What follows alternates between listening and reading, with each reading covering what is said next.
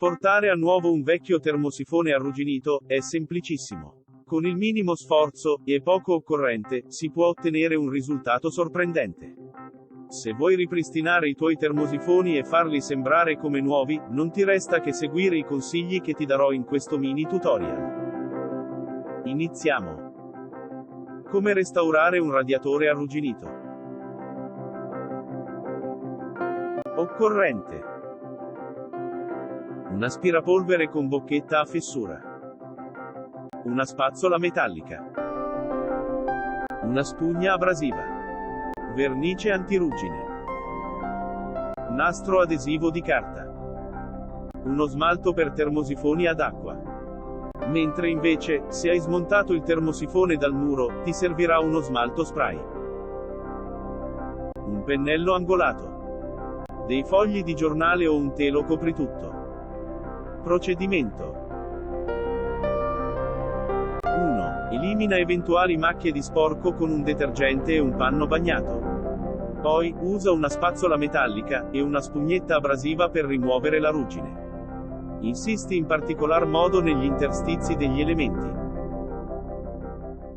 2. Con l'aspirapolvere dotato di un beccuccio a fessura, elimina nelle fessure e rientranze del radiatore quanta più polvere e lanuggine puoi. Se hai smontato il radiatore dal muro, per rimuovere le polveri, possibilmente in un luogo all'aperto puoi eventualmente usare un compressore d'aria. O lo stesso aspirapolvere se dotato della funzione di soffiatore. 3. Prima di pitturare il radiatore, copri con il nastro adesivo di carta tutte le parti che non vanno verniciate.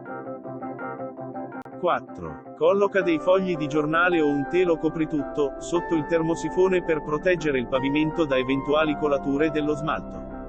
Inizia a smaltare il termosifone dalle parti esterne. Non dimenticare di pitturare anche la parte sottostante del radiatore. Per dipingere i punti più difficili da raggiungere, usa l'apposito pennello angolato che ti permette di penetrare negli stretti spazi degli elementi. Diversamente, se hai smontato il radiatore dal muro, ti consiglio di usare uno smalto spray, in quanto quest'ultimo dà ottimi risultati. Verniciatura uniforme. Si raggiungono i punti nascosti.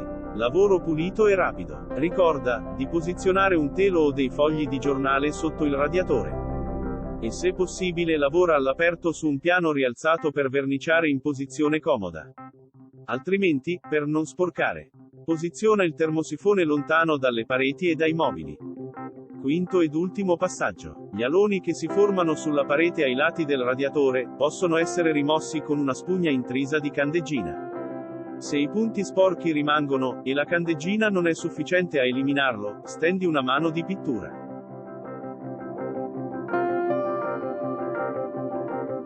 Seguici anche su lavoricreativifaidate.com e sulla pagina Facebook. Se il video ti è stato utile, sostieni EDZ Diffusion Channel. Effettua l'iscrizione, lascia un like e attiva la campanella delle notifiche per non perdere i prossimi video. Grazie.